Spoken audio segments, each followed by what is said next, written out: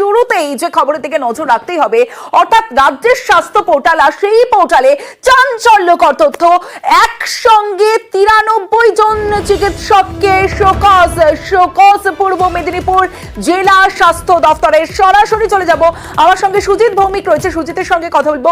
সুজিত, কি কারণে একসঙ্গে এতজন চিকিৎসককে শোকজ করা হলো?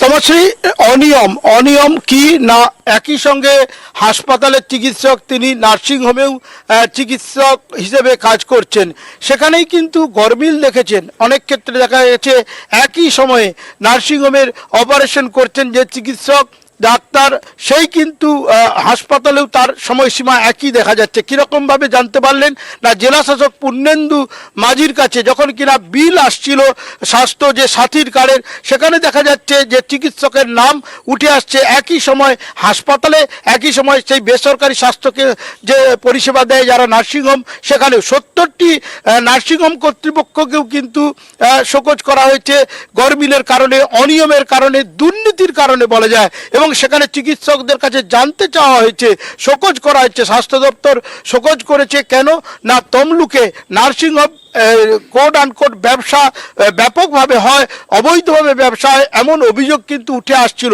সেই অভিযোগ স্থানীয় মানুষজন করছিলেন, লিখিতভাবে যখন কিনা অভিযোগ করছিলেন। এবং পোর্টালে তুমি যেটা বললে তমশ্রী, সেই পোর্টালে আসা অভিযোগ খতিয়ে দেখে যখনই কিন্তু তা প্রশাসন দেখেছে যে গোটা ঘটনাটা কি জানতে চেয়েছে, এবং সেখানেই তারা কিন্তু যেসব তথ্য পেয়েছে এবং তারা কিন্তু গোপনে তথ্য জানার চেষ্টা করেছে, সেই তথ্য যখন উঠে আসে তমশ্রী, সেখানেই দেখা যায় রীতিমতো গরমিল। এবং সেই গরমিল কি না, একরকম দুর্নীতি হয়েছে।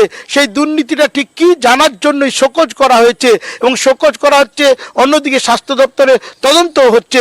সব মিলিয়ে গোটা ঘটনায় শোরগোল শুরু হয়েছে জেলায়, এবং স্বাভাবিক শোরগোল তমশ্রী, যেখানে কিনা দেখা যাচ্ছে যে এই যে গরমিল, সেখানে চিকিৎসকরা কেউ বেশ অভিযুক্ত, এবং 93 জনকে এক্ষেত্রে শোকজ করা হয়েছে। জানতে চাওয়া হয়েছে যেসব অভিযোগ তাদের বিরুদ্ধে উঠে এসেছে, কি ঠিক তাদের বক্তব্য এ ব্যাপারে, কিংবা তারা কি বলতে চায়, সবটা জানার চেষ্টা করা হচ্ছে। কিন্তু তমশ্রী, বিষয়টি নিয়ে রীতিমতো শোরগোল শুরু হয়েছে জেলা জুড়েই।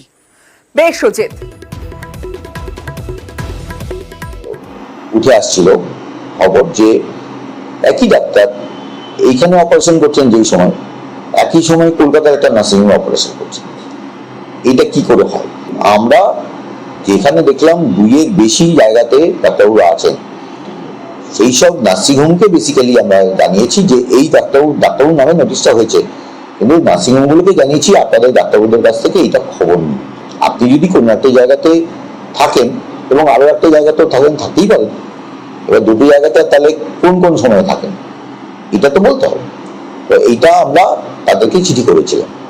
তো সেই চিঠি এরকম 93 জন ডাক্তারবাবু পেয়েছেন। যে পেশেন্ট আসছে তিনি যেন কোনো বিপদের মধ্যে না থাকেন, এইটা দেখাটা আমাদের প্রাইমারি কাজ।